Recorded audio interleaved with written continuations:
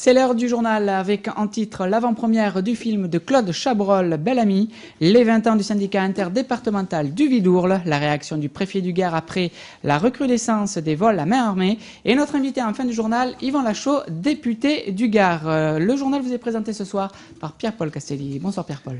Bonsoir Frédéric, bonsoir à tous, bonsoir monsieur le député. Bonsoir monsieur Vous Castelli, pourrez bonsoir. intervenir du reste pendant ce journal. Je pense qu'il y a certains sujets qui vont vous intéresser. On démarre avec Bel Ami, sous le signe de Bel Ami, Noailles Billettes ce soir pour l'avant-première de ce film de Claude Chabrol, 21h au Kinépolis, avec Claude Chabrol en personne et Gérard Depardieu.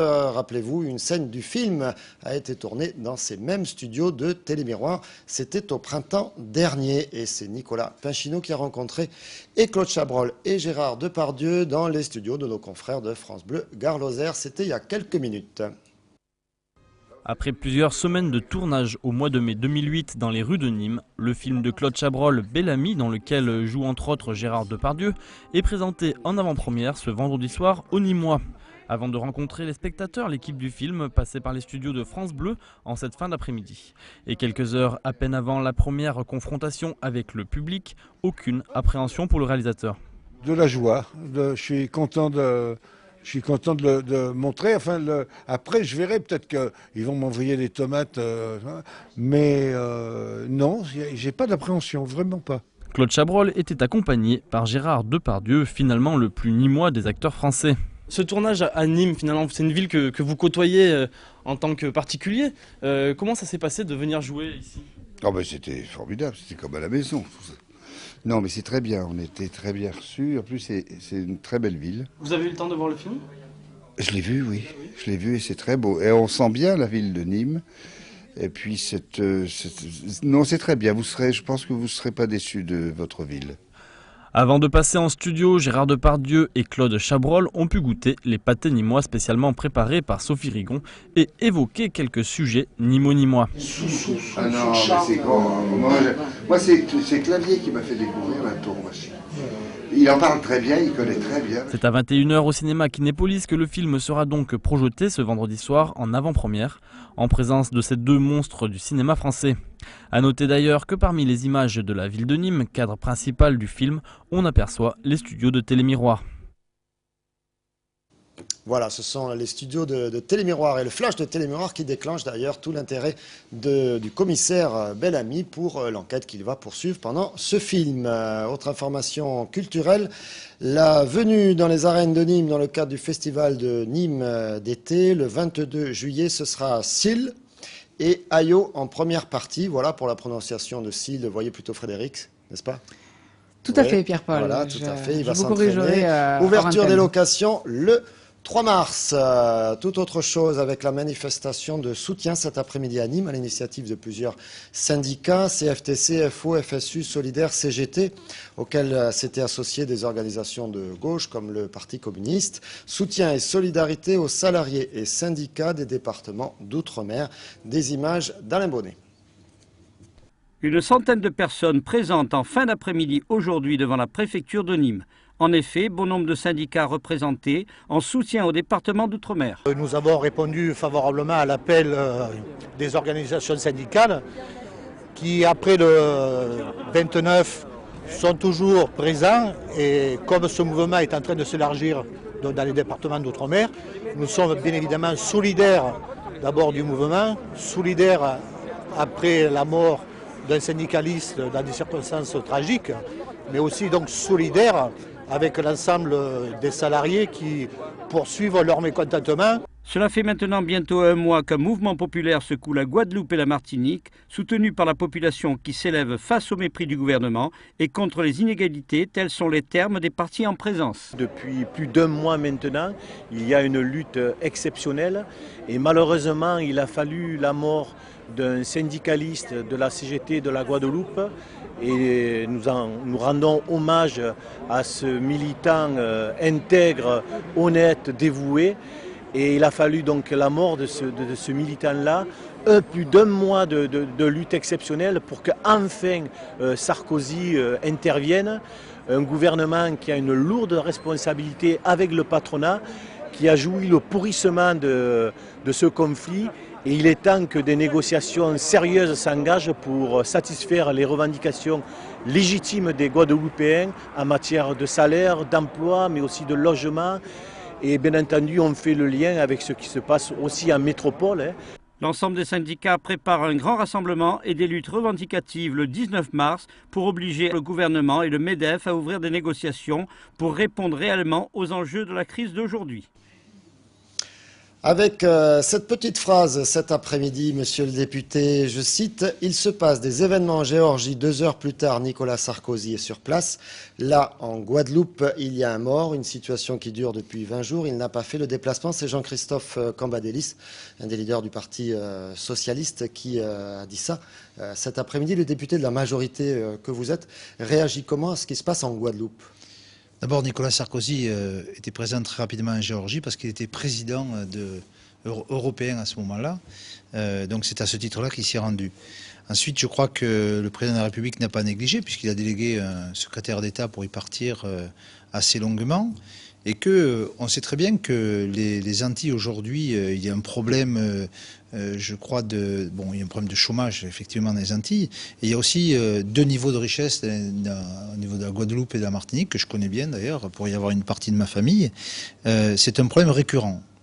Oui, c'est un problème récurrent, mais la remarque et ma question porte sur la réaction du gouvernement, la réaction de la gestion de crise de Nicolas Sarkozy.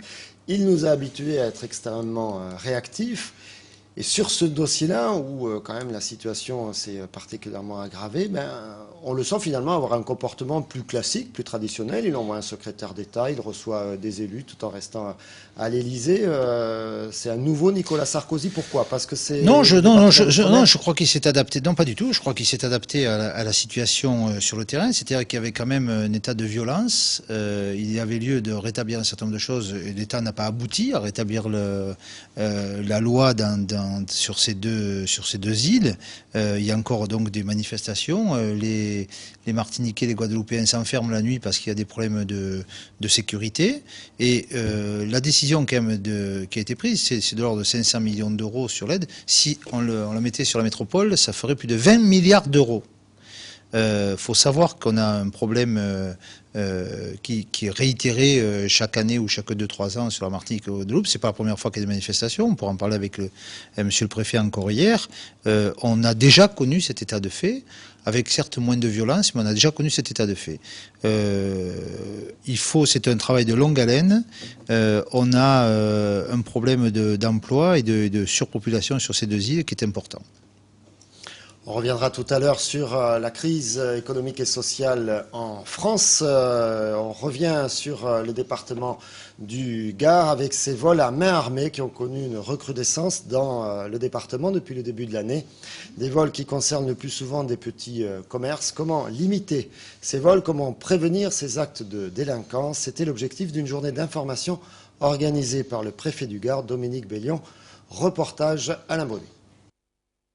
Suite aux différents braquages de petits commerçants dans notre cité, le préfet Bellion a décidé avec l'aide de la police d'informer et de conseiller l'ensemble des commerçants sur les possibilités de réduire, voire de mettre fin à cette réalité d'agression qui se développe sur Nîmes. Ce n'est pas une fatalité. Le commerçant peut être acteur aussi de sa sécurité en prenant une série de dispositions, de protection, de dissuasion surtout. Et donc nous sommes entendus pour faire des séances de formation. Et notamment pour ce qui concerne les tabacs, qui sont les plus concernés parce que, quelque part, les produits qu'ils détiennent sont des produits qui sont qui peuvent facilement s'écouler sur le marché, sur des marchés parallèles. Et donc, ils sont concernés au premier chef. Donc, de mettre en place une formation spécifique avec des conseils. Alors, je ne vais pas vous donner tous les conseils parce que ça serait trop facile, mais des conseils en gestion de caisse notamment, en disposition de certains espaces qui permettent de dissuader. Il faut savoir que le risque zéro n'existe pas, mais vu la recrudescence de cette délinquance grandissante, il fallait réagir et vite. Je vais vous poser une question, une phrase toute faite, mais que fait la police? La police, elle travaille. Non, la police, elle travaille puisque nous avons quand même mis en échec en flagrant délit 2 affaires de braquage. Une boulangerie, 2 mineurs ont été interpellés par la BAC, alors qu'ils avaient commis le braquage, avec un fusil quand même, il faut le rappeler. Et puis également donc, une tentative de vol à main armée sur un restaurant dans la nuit de samedi à dimanche, où là, pareillement, donc un des auteurs, ils étaient 4, ont été poursuivis par la police et un auteur a été interpellé. Aujourd'hui, nous avons des petites liquidités qui se trouvent chez des petits commerçants de proximité. Mais je voudrais mettre à l'accent, faire un braquage pour 100 €, franchement, je vois pas trop l'utilité de tout ça, quoi. Je dirais qu'il y a beaucoup d'inconscience et le risque est majeur par rapport au profit. Tous les braquages ne se ressemblent pas en fonction des facteurs environnants et des lieux de l'agression, comme en témoigne ce témoin banquier de son état. Les événements, on ne les vivait pas jamais de la même façon et que l'effet de surprise, la rencontre selon comment ça se passait, ce n'était pas systématiquement pareil. Et puis après, ce que je demandais, la deuxième question, c'était d'éviter à ce que les montants qui ont été cambriolés ne figurent pas dans la presse pour ne pas inciter à ce que ce genre de situation se renouvelle dans les mêmes commerces. Alors, pour avoir assisté évidemment à un braquage, vous avez pu faire le distinguo entre les professionnels et les non professionnels qui risquent de dégénérer souvent. Oui, d'autant que là, peut-être, on assiste à des jeunes qui ne sont pas du tout expérimentés. Et donc, sur les braquages que j'ai eu l'occasion de vivre, on a senti plutôt des professionnels et donc peut-être pas les événements qu'on ressent à l'heure actuelle dans les petits braquages de la vie de tous les jours. Monsieur le député, vous vouliez réagir à ce reportage? Non, je voudrais profiter de cette occasion qui m'est donnée pour vous dire à vos téléspectateurs, notamment les personnes âgées, d'être très très vigilantes. Ma maman d'ailleurs vient d'en subir les conséquences, d'être été cambriolée il y a 2 jours chez elle, en sa présence d'ailleurs. Et donc on a une bande de jeunes qui se font passer pour des plombiers et autres. Non, c'est pas l'histoire du ballon, c'est l'histoire de personnes qui se font passer pour des plombiers en disant qu'il y a urgence, et puis mettent la personne âgée dans la salle de bain, etc., et font la totalité de la maison. Alors sans violence, parce que la personne souvent ne se rend pas compte de ce qui va lui arriver, mais je trouve ceci dramatique, et surtout donc, je voudrais dire aux personnes âgées de ne jamais ouvrir leurs portes à des personnes qu'elles ne connaissent pas. À des inconnus, et l'histoire du ballon, ce n'est pas une blague, en tout cas une très mauvaise blague, puisque la préfecture, nous avons déjà eu l'occasion de le dire sur cette antenne, met en garde les personnes, une bande de jeunes jette un ballon dans votre jardin et puis vous sollicite pour venir le récupérer et en profite pour venir dérober divers objets dans la maison. Voilà. On poursuit avec le syndicat interdépartemental d'aménagement du Vidourle qui fête ses 20 ans. Cette structure est en charge notamment la prévention des inondations de ce fleuve côtier que l'on sait particulièrement capricieux. Mais cette journée n'a pas pris un tour spécialement festif. En effet, entre le syndicat et l'État, l'ambiance est plutôt tendue en cause le financement du plan Vidourle de prévention des inondations. Reportage Alain Belon. À la sécurité publique. Coût total des chantiers, 6,5 millions d'euros. À cette occasion étaient lancés les travaux de la digue ISP du Lunel. Cette journée a permis au président du syndicat, Claude Barral, de mettre en avant les finances du plan Vidourle. Aujourd'hui, si on veut réaliser le document que nous avons signé avec l'État et qui comprend 3 aspects, les retenues collinaires, les digues de premier rang et les digues de second rang, c'est une affaire qui va coûter 60 millions d'euros. Nous disposons en gros d'une marge de 10 millions d'euros, dont 4 de l'État. Et au-delà, on est un peu dans l'inconnu et donc c'est pour ça que nous mettons la pression pour pouvoir continuer dans la cohérence ce plan Vidourle, parce que les élus du nord du bassin attendent les retenues collinaires et que les élus de la basse vallée, même s'ils sont satisfaits des travaux que nous réalisons sur les digues de premier rang, souhaitent que le limageur protège leurs villes et leur population. Le plan Vidourle est efficace dans sa conception, ce sont les financements qui ne suivent pas, en particulier ceux de l'État. Si on n'arrive pas à trouver les financements, eh bien, on verra une inondation bientôt, parce que des inondations il y en aura encore, et on verra les ministres tout d'un coup avoir trouvé l'argent qui manquait. Du côté de l'État, on se veut plus rassurant, par la voix du préfet de région. L'État va accompagner ces travaux et aussi la continuation de la conception de ces travaux dans le cadre d'un deuxième plan de prévention des inondations. Il faut évidemment continuer ce travail pour protéger la population qui a été traumatisée en septembre 2002 par les vidourlades. Les pourcentages et les sommes investies sont pour le syndicat départemental d'aménagement du Vidourle et l'État différents. Il Il y a un plan de prévention des inondations qui est à peu près, au moment où on se parle, engagé à 90%. Le plan Vidourle, les crédits sont engagés, les crédits d'investissement à hauteur de 86%. Et là, on a lancé les travaux, des nouveaux travaux qui vont consister à conforter et allonger vers l'amont la digue qui va protéger Lunel. Donc c'est des travaux qui coûtent 4,5 millions d'euros, hein, c'est toujours très très coûteux. Le chantier de Lunel, c'est la reconstruction de la digue intéressant la sécurité publique et protégeant la ville. Le coût des travaux, 3 100 000 euros TTC. Les travaux de la digue ISP du Lunel sont de 1,9 km, située entre le canal BRL et la route nationale 113. La fin du chantier est prévue fin 2009. Notre page sportive maintenant avec le déplacement de l'équipe des Crocos à Tours, Pierre-Paul. Avec le groupe, non, le groupe on vous l'a déjà donné hier, mais je vais vous donner maintenant la composition de l'équipe. Effectivement, les 16 joueurs étaient les mêmes que ceux face à 3, à l'exception de Paul Maisonneuve, remplacé par Enza Yamissi.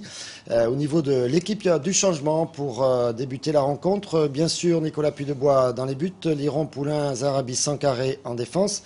Bayo, Mostefa, Keita et Sidibé au milieu de terrain. Par contre, Mandriki sera associé à Malm à l'attaque, alors que lors de la rencontre précédente, c'est Haïté qui avait commencé la rencontre, Malm étant rentré en cours de jeu. Voilà donc les Nîmois qui sont montés à Tours pour essayer de faire un résultat. Les Tourangeaux qui sont plutôt en difficulté depuis le début 2009. De leur côté, les Arlésiens donc, joueront demain à 18 h au Stade Fournier, match très important dans l'hypothèse, dans l'objectif d'une montée en Ligue 2, puisqu'ils reçoivent les Canois, 5e, les Canois qui sont en pleine bourre et qui seront supportés par 200 à 300 supporters qui sont annoncés au bord du Rhône à Arles. On passe au handball, vous êtes d'accord ?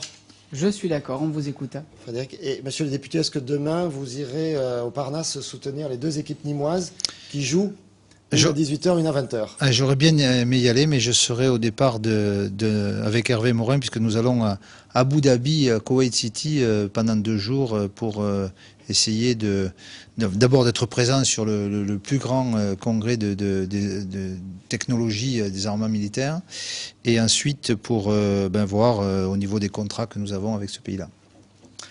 Voilà, donc on sait que monsieur le député n'y sera pas. Par contre, Philippe Reg y sera, c'est sûr, et il y était à l'entraînement en plus aujourd'hui pour nous présenter les deux équipes avant les affrontements de demain.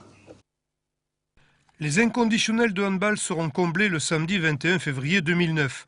En effet, il y a bien longtemps que ne s'étaient pas succédé au Parnasse les équipes élites féminines et masculines. Les garçons de l'USAM Nimegard recevront les nouveaux promus de Nantes. Quant aux filles de Manuela Illy, elles accueilleront Toulon. Une confrontation à domicile qui devrait renforcer le potentiel acquis face à Mios, pour peu que les Gardoises ne se reposent pas sur une facilité apparente face à la Lanterne Rouge.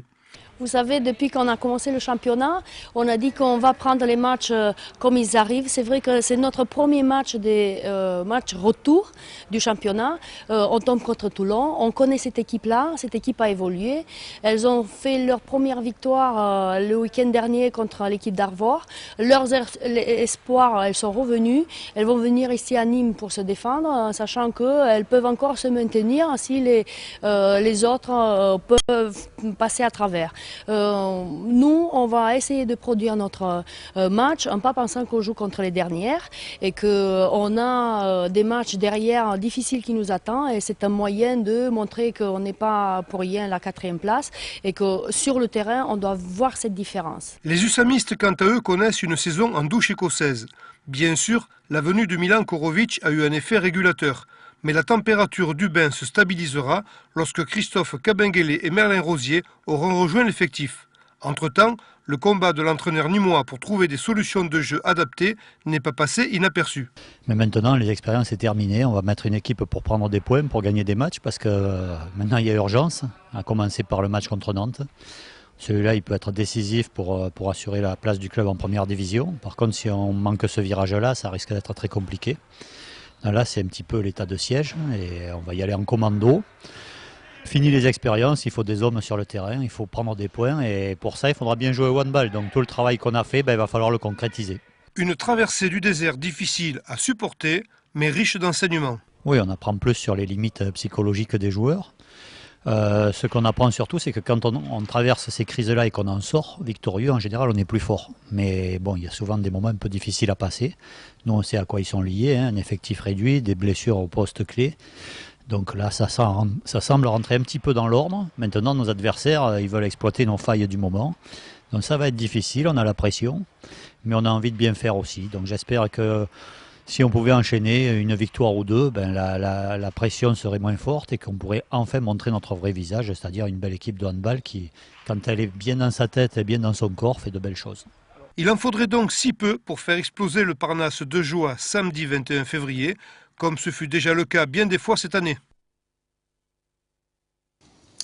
Voilà, on a compris. Demain soir, il faudra être au Parnasse à 18h et à 20h. Voilà, notre invité, le député Yvan Lachaud, avec des sujets chauds, si je peux me permettre. Vous êtes bien sur le devant de humour, ça la va. scène. La soirée humour, c'est plus tard. Hein, c'est à 21h sur Télémiroir, effectivement. On a parlé tout à l'heure de ce qui se passe en Guadeloupe, mais en France aussi, il y a une crise économique sur la planète entière, donc forcément la France n'y échappe pas, avec des vraies interrogations sociales, une rencontre cette semaine entre les syndicats et les présidents de la République. Là encore, le député de la majorité que vous êtes, est-ce que vous partagez les choix qui ont été faits? D'abord de dire on va relancer par l'investissement, puis finalement, un peu sous la pression de la rue, on va aussi mettre un peu d'argent en termes, ou beaucoup, je ne sais pas, en termes social. Est-ce que c'est la bonne méthode? D'abord, le président de la République a répondu à une manifestation importante. Ce n'est pas nécessairement courant. Je pense que dans un premier temps, il était normal que Nicolas Sarkozy, il y a quelques mois, relance les investissements. Il l'a fait de façon très correcte. Quand même, il y a un plan important dont on pourra parler, de relance. Et là, aujourd'hui, il essaie de traiter, et il traite pour partie le problème social. Quand même, celles et ceux qui sont à la première tranche de revenus en seront exonérés cette année, à voir pour la suite. C'est quand même une démarche importante sur le deuxième, troisième tiers. Un traitement plus satisfaisant de celles et ceux qui sont au chômage, notamment au chômage partiel, et un certain nombre de mesures qui ont été prises. Alors, là où je suis d'accord avec ce qui a été dit après, c'est qu'effectivement, il n'y a pas de prise en compte des retraités. Et je pense que c'est un effort qu'on doit faire dans l'avenir parce qu'aujourd'hui, les retraités souffrent beaucoup parce qu'il n'y a pas d'augmentation importante, même s'il y en a. Hein, il y a eu un effort qui a été fait il y a un an et demi là-dessus. Mais je crois que là, on a un effort à faire.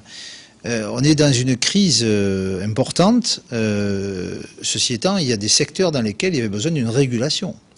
Si on regarde la crise immobilière aujourd'hui, on ne s'est pas posé la question depuis 15 ans de ce qui se passait dans l'immobilier. Il n'y avait plus de prix. C'était devenu déraisonnable ce qui se passait dans l'immobilier. Ce n'était pas en lien avec ce qu'on achetait. Il n'y avait plus de prix. Il n'y avait plus rien à vendre. Aujourd'hui, il y a une régulation. Je trouve que cette régulation est logique. On n'a pas... Sauf que cette régulation, ok, mais elle accompagne bien sûr, une chute de l'économie avec une récession, alors plus ou moins grave suivant les pays, mais qui touche quand même les gens au plus... Je ne veux pas minimiser. Je dis que dans ce secteur-là, la crise... elle est normale, c'est une régulation de ce qui s'est passé. On ne pouvait pas maintenir ce cap-là. La difficulté aujourd'hui, c'est l'effondrement d'un système boursier qui met en grande difficulté toute l'économie et donc, plus dans le domaine de l'immobilier, de la construction, qui crée certainement des mises en chômage de façon importante. Voilà, la réelle difficulté, elle est là. Alors la première réponse du gouvernement, ça a été de dire on ne va pas faire de relance par la consommation, on va axer sur l'investissement. Oui. Permettez-moi de regarder non pas mon nombril, mais mon environnement immédiat. Je n'ai pas eu le sentiment qu'un effort particulier était fait sur la région Languedoc-Roussillon et pas forcément tellement plus sur le Gard. Est-ce que notre région, voire notre département, sont bien défendus au niveau du gouvernement? Alors, on pourra répondre effectivement... Et simplement, rappelez-vous ce reportage tout à l'heure sur le Vidourle. Alors, les points de vue sont différents, mais les élus locaux réclament encore et encore de l'État de tenir ses engagements. Bien sûr, il est logique que l'État tienne ses engagements. Et s'il faut, je suis prêt à regarder ce qui se passe sur le Vidourle, même si ce n'est pas ma circonscription, ça m'intéresse. Un plan de relance quand même de l'ordre de 26 milliards d'euros excusez-moi, ce n'est pas négligeable. Parce qu'il Mais avec beaucoup d'argent, ça a été dit par beaucoup d'élus des deux bords, qui étaient déjà prévus dans le cadre des plans État-région. Ah, pas tout à fait. Regardons ce qui se passe sur le Gard, puisque vous avez posé la question sur le Gard. 5 actions. La première, une maison médicale au Vigan, c'est quand même pas négligeable. La deuxième, la restructuration de la chartreuse de Villeneuve-les-Avignon, c'était quand même nécessaire. La troisième, des travaux importants sur la nationale 106. La quatrième, l'accessibilité de la gare de Nîmes. C'était des travaux qu'on demandait depuis très longtemps et c'est acté. Et la cinquième, qui pour l'instant ne fait pas apparaître un chiffre en face, mais qui pour moi est prioritaire, c'est le contournement de TGV Nîmes-Montpellier. J'ai dîné l'autre soir. Vous que ça y est, alors que c'est inscrit. Beaucoup d'élus ont Attendez, dit non, on n'a pas vu le TGV Nîmes-Montpellier, on n'a pas vu le TGV Nîmes-Perpignan dans le plan. Pierre-Paul Castelli, dans les 1000 projets annoncés, et je vous fais passer demain matin le mail si vous voulez, vous trouverez le contournement, dans développement et environnement, vous trouverez le contournement Nîmes-Montpellier. Ceci m'a été confirmé puisque j'ai pris un repas de travail l'autre soir avec M. Pépi, donc le patron de la SNCF, qui m'a bien confirmé que c'était inscrit sur ce chapitre-là. Pas encore au niveau du montant, puisqu'ils ont été questionnés, et RFF et SNCF, pour estimer la première étape. C'est inscrit. Je crois qu'il faut que nous soyons dynamiques, ce que j'ai essayé de faire avec cette première réunion, pour voir comment on pouvait rentrer plus rapidement dans ce projet-là. Le président Fraîche tape aussi sur la table, les élus que nous sommes aussi, donc on va y arriver. Je crois que c'était un effort important que fait l'État. Les enveloppes de ces 1000 projets ne sont pas encore arrêtées. Le global est fixé, mais le détail n'est pas encore affecté. Alors espérons que dans le détail, à défaut d'être présent dans l'essentiel, on soit mieux présent dans les détails. Il faut être optimiste, M. Castelli. Soyons-le. Alors justement, un dossier qui n'éveille pas forcément un grand optimisme ici, c'est celui de la base aéronavale. Alors on ne va pas revenir forcément sur l'ensemble de l'historique. Vous avez participé à ce dossier depuis le début. La base aéronavale va fermer. Les marins vont partir de Garon, vont partir de la base en 2011. On était resté sur un flou, un espoir. On avait cru comprendre que, au-delà de 2011, des militaires ou quelqu'un viendrait prendre le relais pour tenir la tour de contrôle afin de permettre le maintien de l'activité aéroportuaire à Nîmes. Qu'est-ce qu'il en est? Qu'est-ce qu'il va en être? Alors, je ne vais pas vous répondre en 30 secondes. Je vais prendre un petit peu plus de temps parce que je voudrais... Si ça permet de nous éclairer, tant mieux. Je voudrais revisiter cette histoire que je connais bien. J'étais en déplacement avec le ministre de la Défense pour aller saluer nos légionnaires qui étaient présents au Centrafrique à Noël, pas celui-ci mais le précédent. Et à ce moment-là, il n'y avait aucun souci sur la bande de Nîmes-Garon. Ça m'a été d'ailleurs confirmé par l'état-major et le ministre. 3 semaines après, lors d'une rencontre entre le président de la République, le ministre de la Défense et le Premier ministre, il s'est avéré que les efforts proposés n'étaient pas suffisants et notamment qu'il fallait supprimer 1500 militaires de plus dans la marine. Donc l'état-major de la marine a eu à choisir. Il y avait 3 sites, Landivisio, Ambiwé et Nîmes-Garon. Et l'état-major de la marine a dit si on doit en supprimer une, alors c'est Nîmes-Garon. Et à partir de ce moment-là, vous pouvez en attester, même sur votre plateau, j'ai toujours dit, Nîmes-Garon, à partir du moment où ça a été décidé et par le président de la République, et par le Premier ministre, et par le ministre de la Défense, et que l'état-major était suivi, je savais pertinemment, alors que d'autres ont voulu nous faire croire que encore tout pouvait être discuté, je savais pertinemment que la base allait fermer. Et d'ailleurs, dans le plan annoncé par le ministre de la Défense quelques mois après, 2011, fermeture de la base aéronavale Nîmes-Garon. C'était écrit. Alors la surprise n'est pas là, la surprise c'est sur la suite. Attendez, c'était écrit. Aujourd'hui en tout cas. C'était écrit, certains, et pas que des élus, ont voulu faire croire qu'on pouvait laisser un certain nombre de militaires sur place. Jamais l'état-major que j'ai encore questionné cette semaine à Paris n'avait envisagé cette solution. Bon. Qu'est-ce qui se passe? Il se passe que quand même, on a perdu la base aéronavale de Garon. Nous sommes la seule place de France qui ont gagné un régiment, c'est-à-dire le régiment du train qui vient de Souges, avec 1200 militaires. Bien. En plus, nous devenons une ville de base de défense. 300 personnes sur le site de Nîmes-Garon. Ce qui fait que sur le site de Nîmes-Garon, nous allons retrouver 1500 personnes, ce qui veut dire plus que ce que nous avions avec la marine. Figurez-vous que si on avait pu garder la marine, j'aurais été satisfait, on n'en parlait plus. Mais à partir du moment où vous êtes dans une majorité qui dit qu'il faut restructurer les armées pour aussi faire des économies par rapport au budget de l'État, vous êtes obligé d'y aller. Alors ça, je voudrais dire un mot de plus quand même. C'est que la marine n'étant plus là, et on n'a pas demandé à la marine de partir, pas du tout, le plan d'exposition au bruit redevient celui qu'il était avant, avec quelques modifications, parce qu'aujourd'hui l'Europe l'a imposé, ce qui veut dire que tout autour de la base aéronavale, tout autour, Garon, Kessargues et autres, redeviennent des places où on peut construire. Ça, ce n'est pas négligeable, et pour l'immobilier, et pour l'économie de ce secteur-là. Là-dessus, c'est vous qui abordez cet aspect-là. Parce que je n'ai rien à cacher dans ce dossier-là.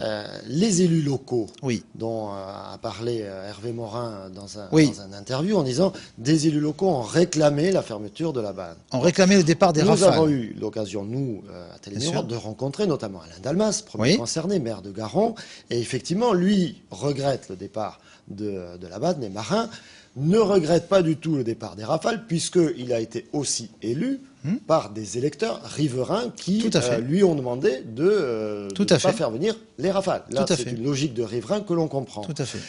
Vous qui êtes aussi le député de ces secteurs-là, est-ce que vous avez été à l'écoute des riverains qui vous ont demandé, à vous, candidat député, monsieur le député, si vous pouvez nous éviter les Rafales, c'est bien. Est-ce que vous êtes le député de ces personnes-là, ou le député qui s'efforce de maintenir un niveau d'activité et que l'on perd aujourd'hui? Je suis un député qui s'efforce de maintenir un niveau d'activité. Je suis un député qui, comme le maire de Nîmes, avons voté des vœux, notamment au conseil municipal de Nîmes, pour que le PEB soit le moins pénalisant par rapport à l'environnement, et notamment à Garon et à Kessargues. Donc, alors qu'on savait que la base allait rester, on demandait déjà que le PEB soit le moins pénalisant possible. Ça veut dire que nous allions bien dans cette démarche-là. Une base sans les Rafales, pour l'aéronaval, ça n'avait pas de sens. Mais c'est évident. À partir du moment où... Attendez. Aujourd'hui, c'est le Rafale. Il y a un an, j'ai déjà dit, lorsque j'ai su qu'elle allait fermer, j'ai dit, mais il n'y aura plus de Rafale, parce que la base s'en va. Enfin, qui a pu phosphorer que 120 militaires allaient rester sur place, sur 1500, alors qu'on va faire des restructurations, et que c'est une économie, et qu'on est là pour mutualiser. C'est-à-dire que la flottille part à Lorient, et les Rafales partent atterrir soit à Istres, soit à Orange. D'ailleurs, ce n'est pas totalement arrêté. Donc, je dis que dans cette affaire-là... Est-ce que vous avez une solution pour que la tour de contrôle soit maintenue? Je dis que dans cette affaire-là, si vous permettez, Pierre Castelli, je me suis fortement impliqué pour qu'on ait le régiment du train de Souges. Je voudrais quand même le rappeler. Et j'ai des preuves là-dessus, puisque j'ai rencontré à la fois le président de la République et le ministre de la Défense. Et c'est là que j'ai appris que la base est fermée. Et c'est là qu'ils se sont engagés à mettre un régiment en remplacement, parce que je dis, on est déjà une région sacrifiée, on ne peut pas tout perdre. Je voudrais quand même le rappeler, parce que j'entends dire par-ci par-là que j'étais d'accord. Attendez, je suis dans une majorité, je respecte un certain nombre de choses, mais je défends mon territoire, notre territoire. La tour de contrôle, qu'est-ce qui a été dit? Quelle est la réponse que vient de faire Hervé Morin à Jean-Paul Fournier, qui a eu à juste titre posé cette question? Il s'est engagé à dire des restructurations militaires, oui, mais il nous appartient, à Défense et à l'État donc, de regarder pour qu'il n'y ait aucune pénalité d'un point de vue économique. C'est-à-dire que cette zone-là ne soit pas pénalisée. C'est donc aujourd'hui, et je peux vous le dire, le préfet a reçu mission de piloter le comité de site, c'est-à-dire les représentants des collectivités, les politiques, les nationaux et locaux, tout le secteur industriel qui entoure cette base, c'est-à-dire 750 personnes qui se sont installées là parce que les militaires étaient là, notamment Sabena, AFDEF, qui ont des contrats presque exclusivement avec l'armée. Et qui ont besoin de la piste. Et qui ont besoin de la piste. Et on est là, nous, moi je suis là en tout cas pour dire que, il y a d'ailleurs un rendez-vous que j'ai pris avec le patron de Sabena et des actionnaires de Sabena au ministère de la Défense, pour que l'on entende bien à Paris qu'il est hors de question qu'on perde ces emplois-là. 750 emplois directs, 340 chez Sabena, Nîmes et 70 à Marseille, AFDEF, etc., plus l'aéroport civil.